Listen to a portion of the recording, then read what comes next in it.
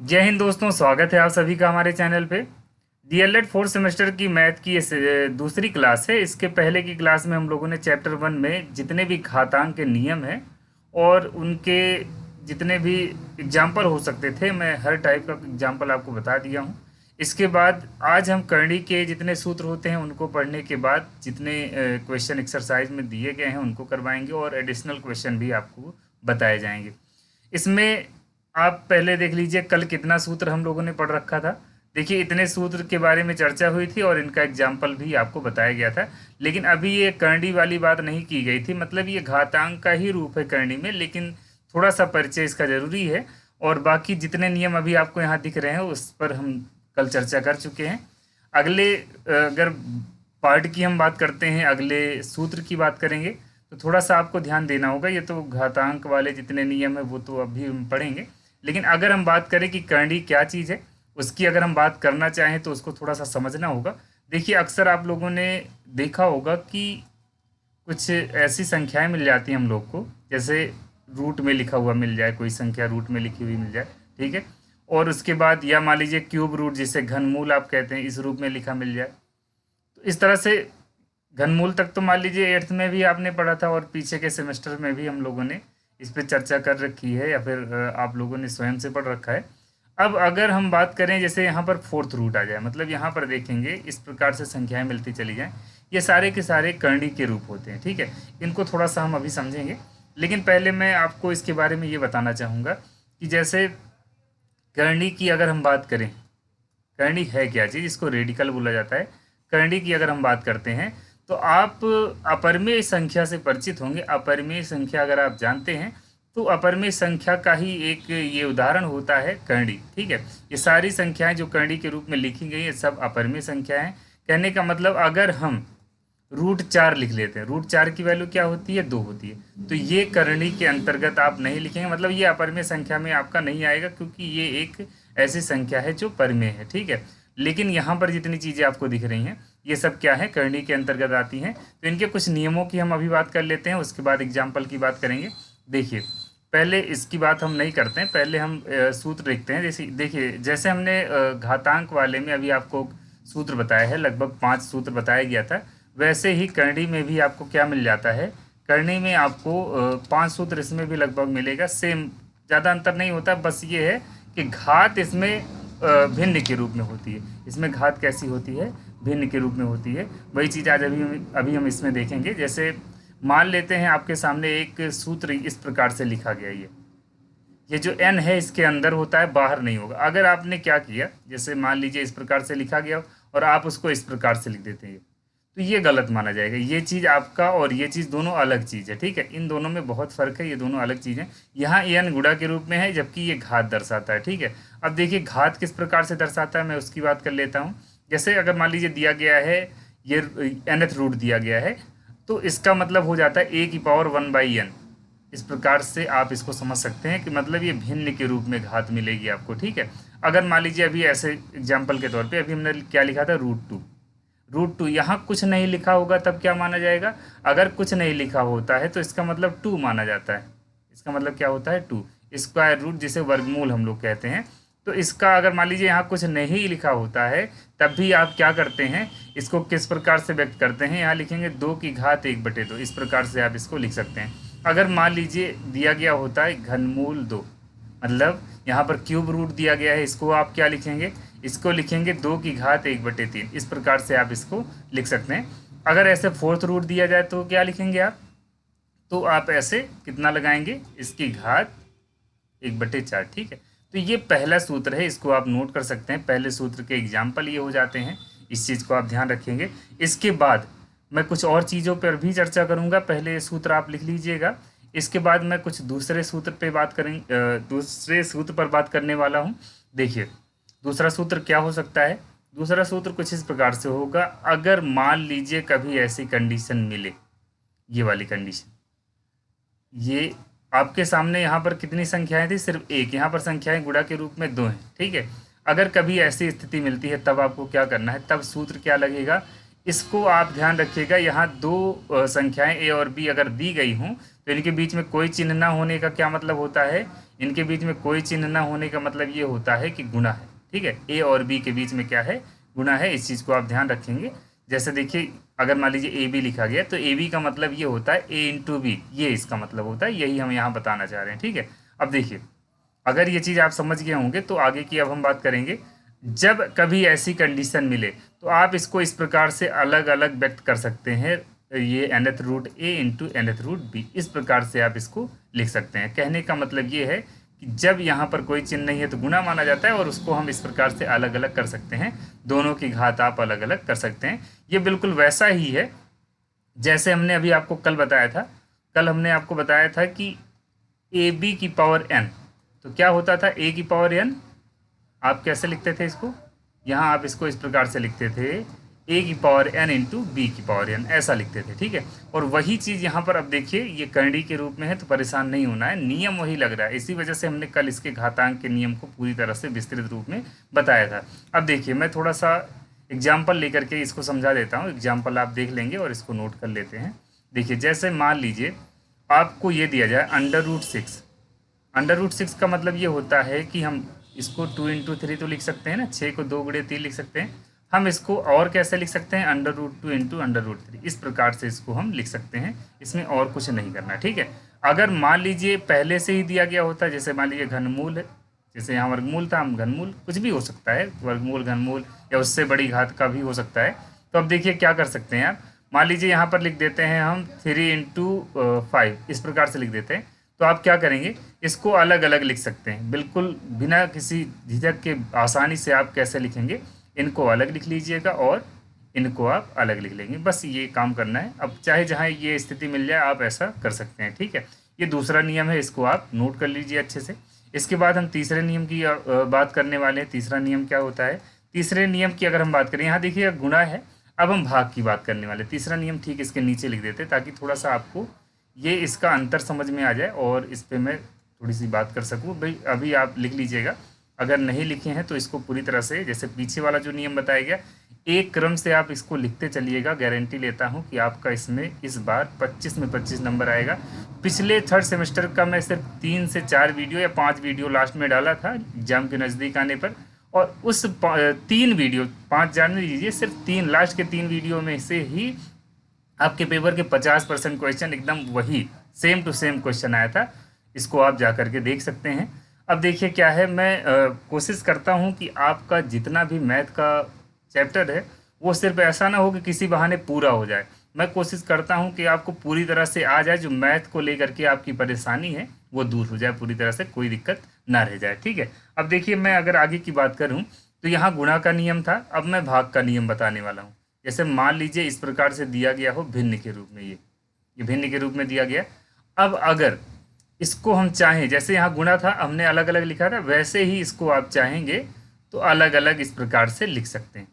ये काम हम लोगों ने पहले भी किया हुआ है। पहले कैसे किया था, वो घात के नियम में हमने पढ़ा था, और घात के नियम में कुछ इस प्रकार से था, जैसे a बाई बी की पावर n था तो हम क्या करते थे, a की पावर n लिखते थे और b की पावर n नीचे लिख लेते थे। और यही काम हम लोग यहाँ पर भी करेंगे। बस ये है कि यहाँ घात जो है अब रूट के रूप में होगी। रूट का मतलब होता है भिन्न के रूप में होगी। ठीक है, जैसे यहाँ पर हमने अभी बताया है। अब देखिए, ये n की जगह पे कुछ भी हो सकता है। n की जगह पे हमने कहा था, अगर मान लीजिए स्क्वायर रूट दिया जाए, स्क्वायर रूट का मतलब जैसे ये इस प्रकार से दिया जाए, तो हम क्या लिख सकते हैं, under root A by under root B, ऐसा लिखा जा सकता है। और अगर मान लीजिए ऐसा ना हो करके कैसे दिया जाए, मान लीजिए किसी अन्य संख्या को दिया जाए और यहाँ घनमूल या और कोई बड़ी संख्या भी हो सकती है यहाँ पर। ठीक है, तो जैसे मान लीजिए 2/3 दिया जाए, तो हम इसको इस प्रकार से लिख सकते हैं। 2/3 अगर दिया जाता है तो हम इसको कैसे लिखेंगे, घनमूल लिखेंगे और यहाँ पर 2 और घनमूल लिखेंगे यहाँ पर 3। बस ये काम करना है, इसमें और कुछ नहीं करना है। अगर मान लीजिए और विस्तृत रूप में लिखना भी चाहते हैं तो यहाँ इसका मतलब होता है 2 की घात 1/3 और यहाँ 3 की घात 1/3, जो कि सबसे पहला नियम आपने पढ़ा है अभी, वो चीज़ यहाँ पर हुआ है। इसके बाद मैं आपको और 2 नियम बताने वाला हूँ। पहले तो चौथा नियम देखा जाएगा। आप चौथे नियम में क्या हो सकता है, चौथा नियम देख लिया जाए। हर एक नियम को आप विस्तृत रूप, मतलब आराम से, एकदम बहुत ज़्यादा डिटेल में नहीं जा रहा हूँ, बहुत ज़्यादा कठिन चीज़ें भी नहीं बता रहा हूँ। पहले हम लोग सरल चीज़ों को समझ लेते हैं, कठिन चीज़ें में आपको एक्सरसाइज जैसे यही नियम लगेगा लेकिन उसको फंसा करके पूछा जाता है, तो उसको मैं एक्सरसाइज में करवाऊंगा, इस चीज़ को ध्यान रखिएगा। अब देखिए यहाँ पर चौथा जो नियम है उसको हम बताएंगे। चौथे नियम की बात ये है कि जैसे मान लीजिए आपको ये दिया जाए, यहाँ nth रूट उसके बाद दिया जाए a की पावर n, तो इसकी वैल्यू a होती है, या फिर ऐसे दिया जाए, या फिर कुछ इस प्रकार से भी हो सकता है। मान लीजिए nth रूट दिया जाए, a की पावर n दिया जाए, दोनों की वैल्यू क्या होगी, a होगी। अब आप सोचेंगे ये कैसे हो रहा है, मैं थोड़ा सा विस्तृत रूप में इसको बताना चाहूँगा ताकि आपको कोई समस्या ना रह जाए।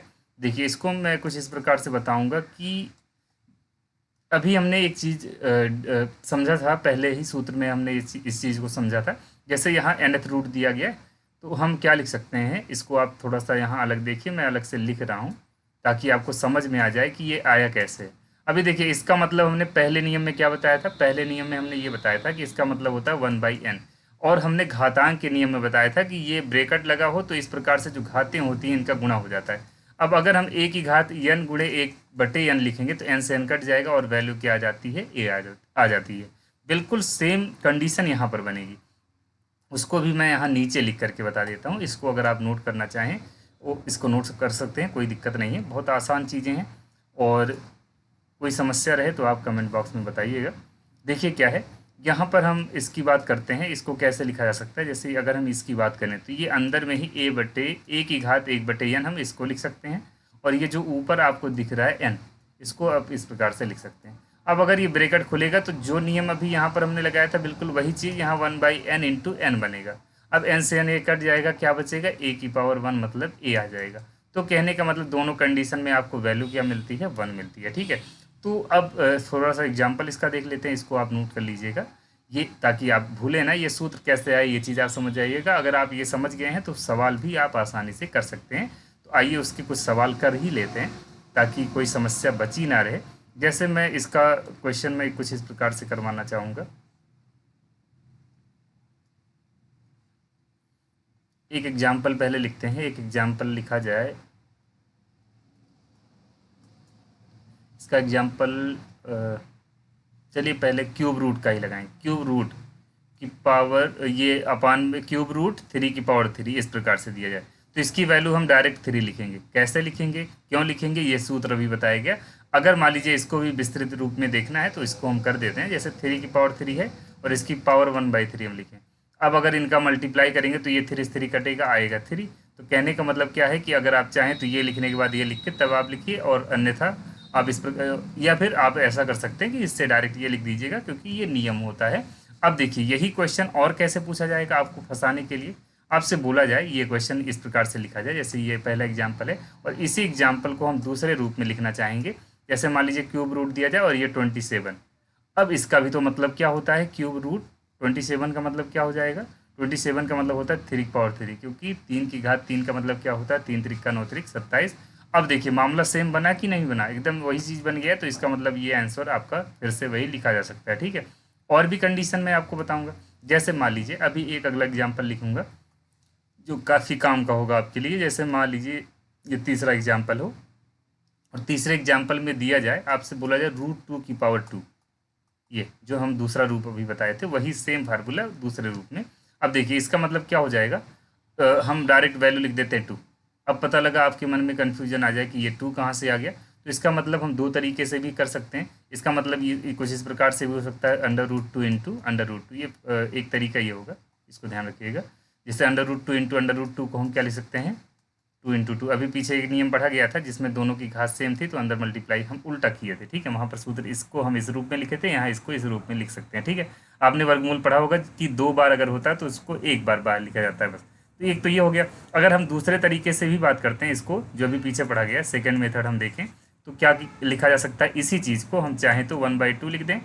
ये रूट को हम क्या लिख सकते हैं, 1/2 और इसकी पावर 2। अब अगर इसका मल्टीप्लाई करेंगे 2 से 2 कटेगा तब भी यही आएगा। ठीक है, अगर मान लीजिए आपको लगता है कि स्क्वायर रूट के अलावा भी कोई क्वेश्चन बताया जाए तो बिल्कुल हम बताएंगे आपको।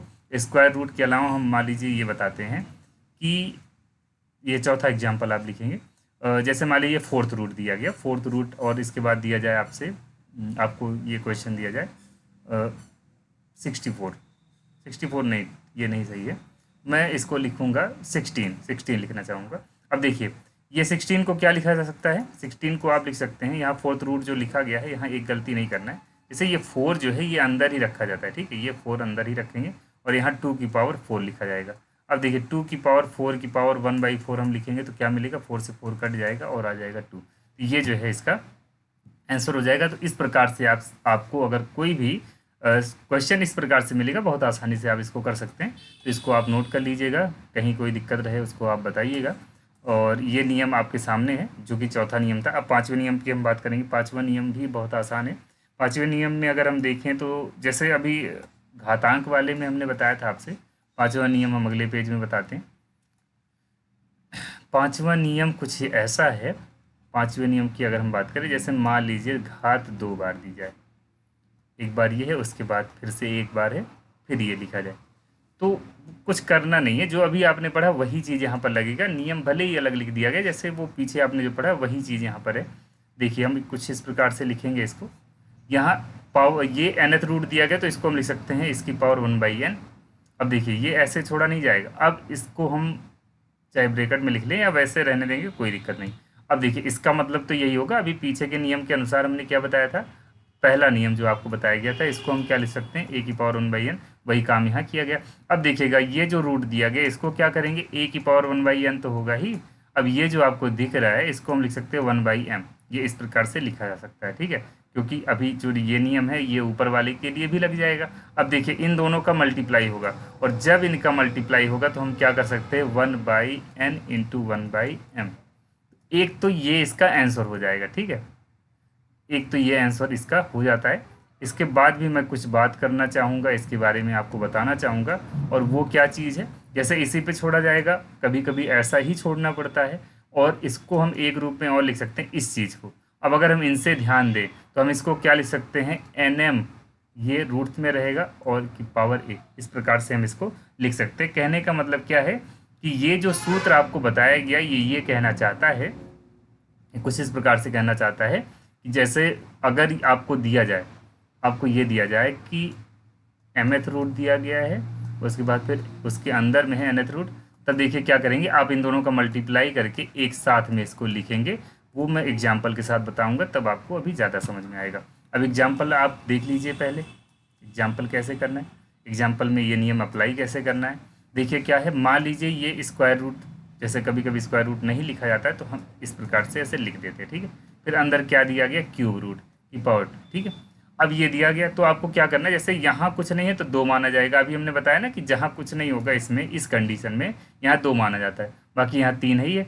तो क्या करना है, इन दोनों का गुणा कर लेना है, इन दोनों का गुणा कर लेना है और इसको इस प्रकार से लिख देना। जैसे यहाँ पर कुछ नहीं है तो 2 हमने कहा होगा, नहीं लिखा रहेगा तब भी 2 मानेंगे, 2 3 6 हो जाएगा, बस इतना काम करना है। अब देखिए बहुत सारे क्वेश्चन आप आसानी से कर लेंगे। मान लीजिए कोई और दूसरा एग्जाम्पल हम लेते हैं, दूसरे एग्जाम्पल में यहाँ स्क्वायर रूट के बजाय और बड़ी डिग्री हो जाए। बड़ी डिग्री में जैसे मान लीजिए हम ले लेते हैं फोर्थ रूट लेते हैं, फोर्थ रूट का एग्जाम्पल लेते हैं। दूसरा एग्जाम्पल है, ये है फोर्थ रूट और उसके बाद फिर यहाँ क्यूब रूट 3 ऐसे लिखा जाए, ठीक है। तो कुछ करना नहीं है, बस ये और ये मल्टीप्लाई कर लेना, तो 4 3 12 हो जाएगा, और ये रूट का निशान लगा लेंगे और ये लिख देंगे। बस इतना काम आपको करना है और कुछ नहीं करना, ठीक है। इतना काम आपको इसके लिए करना होगा और इससे ज़्यादा कुछ नहीं करना। तो इसमें कभी ज़रूरत पड़ेगी तो आप ऐसा काम कर सकते हैं, इन दोनों का मल्टीप्लाई करके ऐसे लिख सकते हैं। और इसके अलावा भी कुछ काम अगर आगे बढ़ाना हो तो आप क्या करेंगे, इसकी पावर 1/12 कर लीजिएगा। बस इतना काम करना है और कुछ नहीं करना है, ठीक है। अब ये चीज़ आपको समझ में आया होगा। अब जो क्वेश्चन मैं बताने वाला था, एक्सरसाइज के क्वेश्चन है, वो सब घातांक के क्वेश्चन है, लेकिन घातांक का क्वेश्चन हो या कोई भी क्वेश्चन हो, जो भी आपके एग्जाम में आएगा वो मैं बताऊंगा। कल का वीडियो आपके लिए बहुत महत्वपूर्ण है, उसको आप देख सकते हैं, चैनल पे मिल जाएगा। और पूरा का पूरा जो आपका सिलेबस है वो चैप्टर वाइज, क्लास वाइज शुरू किया गया है, और वैसे ही एक निरंतर क्रम में चलता जाएगा, आसान सूत्र और आसान नियमों के साथ में। और इसके बाद मैं आसान कुछ क्वेश्चन से लेकर के कठिन क्वेश्चन तक बताऊंगा। ये सिर्फ इसी एग्ज़ाम के लिए नहीं, किसी भी एग्ज़ाम में आप बैठेंगे आपको कोई समस्या नहीं होगी, इसको ध्यान रखिएगा। अब देखिए ये क्वेश्चन है घातांक का। आपसे बोला जाए 5 की घात 5 और भागी 5 की घात 3, तो कल इस पर बहुत चर्चा हुई थी और बहुत आसानी से हमने कई क्वेश्चन कर लिया था। अब देखिए 5 की घात 5, 5 की घात 5 और 5 की घात क्या दिया गया है, 3 दिया गया। 5 की घात 5 भागे 5 की घात 3। तो इसको हम क्या लिख सकते हैं, हमने बताया था आधार बराबर हो तो, अगर आधार बराबर है तो भाग में घातें घटती हैं, तो 5 की घात यहाँ 5 में से हम क्या करेंगे 3 घटा देंगे, और 5 में से जब 3 घटाएंगे तो क्या मिलेगा 5 की घात 2, जिसको हम क्या लिख सकते हैं 5 की घात 2 का मतलब होता है 25। इसमें ये काम करने में आपको कोई दिक्कत नहीं होनी चाहिए। 5 की घात 2 का मतलब क्या होगा 5 का वर्ग, 5 का वर्ग मतलब कितना हो जाएगा 25। ये चीज़ आप ध्यान रखेंगे। अब अगले क्वेश्चन की ओर बढ़ते हैं। अगला क्वेश्चन क्या है, अगला क्वेश्चन आपके सामने ये है, देखिए आपके सामने यहाँ घन निकालने के लिए दिया गया है। घन में क्या है 29 की घात 3 और 26 की घात 3। अब 29 की घात 3 की वैल्यू आपको लिखना है, तो क्या करेंगे आप 29 गुणे 29 गुणे 29 करेंगे, इनका मल्टीप्लाई करेंगे आप। ठीक, 3 बार क्या किया जाएगा, इनका गुणा किया जाएगा। और अगर मान लीजिए 26 की घात 3 की बात की जाए तब क्या होगा 26 गुणे 26 गुणे 26। कहने का मतलब ये है जितनी घात दी जाएगी उतनी बार आप गुणा कर लेंगे। ठीक है, अब इसका गुणा करने के बाद अगर मान लीजिए आपको गुणा नहीं आता है तो इसको, गुणा तो वैसे आता होगा, कुछ लोग गलती करते हैं गुणा करने में, लेकिन गलती नहीं करना। गुणा नहीं आएगा तब क्या आएगा कि आप बच्चों को आप पढ़ाएंगे, इन दोनों का पहले मल्टीप्लाई करके तब इनको करिएगा, और इसके बाद जो आंसर आएगा उसको आप लिखते हैं। अब मल्टीप्लाई जरूर कर लीजिएगा, स्वयं से इसको करिएगा। 24,389 इसका प्रोडक्ट आएगा, इसके बाद क्या है 17,576 इसका मल्टीप्लाई आएगा। आप मल्टीप्लाई करके देख लीजिए। घात 3 है, क्यूब वाला तो आपने 8th में भी पढ़ा था, उसके बाद फिर पिछले सेमेस्टर में या इसके पहले सेमेस्टर में भी हम लोगों ने इसको पढ़ा था, सेकेंड सेमेस्टर में। ठीक है, इसके बाद देखेंगे अगला क्वेश्चन बहुत आसान है, इससे ज़्यादा और विस्तृत रूप में हमने कल ही बता दिया था, कई क्वेश्चन हमने करवा रखा था। बस इसके बारे में अगर हम बात करें तो ये क्वेश्चन कैसे होगा, अभी हम लाइव नहीं चला सकते हैं, लाइव पे जो है पूरी व्यवस्था नहीं है हमारे पास, लेकिन फिर भी प्रयास कर रहे हैं कि आपको बेहतर ढंग से सही से हर एक क्लास प्रोवाइड करवाएं ताकि आपको कोई समस्या ना रह जाए। मैं पहले क्वेश्चन पे चर्चा करना चाहूँगा। पहला क्वेश्चन जो है उसको पहले अलग से लिख लेता हूँ, 6 पावर 4 और into 6 power 2 divided by 6 power 5।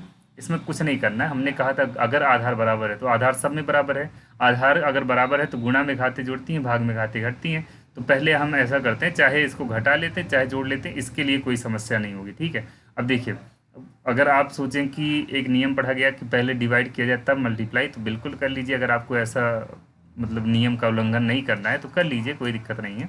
तो देखिए क्या बनेगा यहाँ पर 6 में से 6 की घात कितना बनेगा 2 ऋण 5 ऐसा बनेगा। अब देखिए 6 की घात 4 और गुणे 6 की घात ऋण 3, और इसके अलावा ये देखिए अब क्या होगा आधार बराबर है, हमने कहा था गुणा में घातें जुड़ती हैं, लेकिन 4 यहाँ पर धन लगाएंगे तो पता लगेगा फिर से क्या हो जाता है यहाँ ऋण हो जाता है, इसी वजह से इस प्रकार से इसको लिखा जाएगा और 6 की घात 1 इसका आंसर हो जाएगा। ठीक है, अगर मान लीजिए हम जो कह रहे थे कि दूसरे तरीके से भी आप करना चाहते तो ये गलत नहीं माना जाएगा, और इसको हम कुछ इस प्रकार से कर सकते थे। जैसे मान लीजिए ये दिया गया था, हमने कहा कि इसको 6 धन इसकी घात कितनी लिखेंगे हम, इसकी घात हम लिखेंगे 4 धन 2 और ऋण 5, इस प्रकार से भी आप कर सकते थे। तो क्या बनेगा आपका, ये आगे बन जाएगा 6 की घात, यहाँ 6 और में से 6 में से 5 जाएगा, कितना बचेगा 6 की घात 1, तब भी आंसर वही आएगा।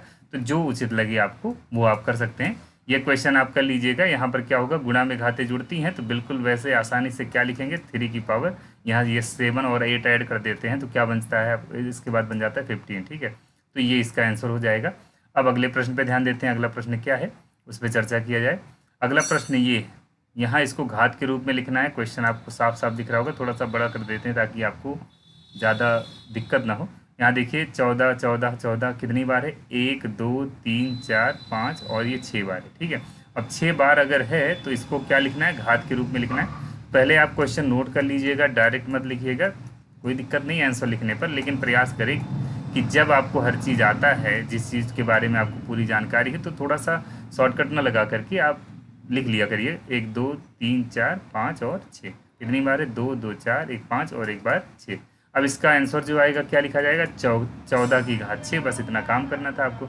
आप चाहें तो ब्रैकेट लगा लीजिए, नहीं लगाएंगे तब भी कोई दिक्कत नहीं है, क्योंकि यहाँ पर ये पूरी संख्या 1 है, इसको ऊपर लिखिएगा बस। ठीक है, अब अगले प्रश्न पे ध्यान देते हैं। ऐसे सिंपल क्वेश्चन आते हैं। यहाँ पर देखिएगा अगला क्वेश्चन जो है ये MCQ का था, हमने विकल्प नहीं लिखा, इसमें विकल्प मैं अभी लिख देता हूँ।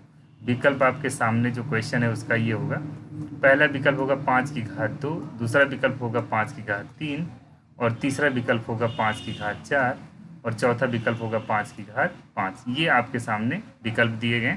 अब अगर 3125 को आपको घातांक रूप में लिखना है और सब जगह 5 दिख रहा है, इसका मतलब ये संख्या 5 से कटेगी। तो आप आसानी से इसको सिंप्लीफाई करना शुरू करेंगे। मतलब क्या करना है, इसका अभाज्य गुणनखंड करना शुरू कर देंगे। ठीक है, अभाज्य गुणनखंड का नियम आपने पढ़ा है पहले से ही, इसको हम तुरंत कर लेते हैं।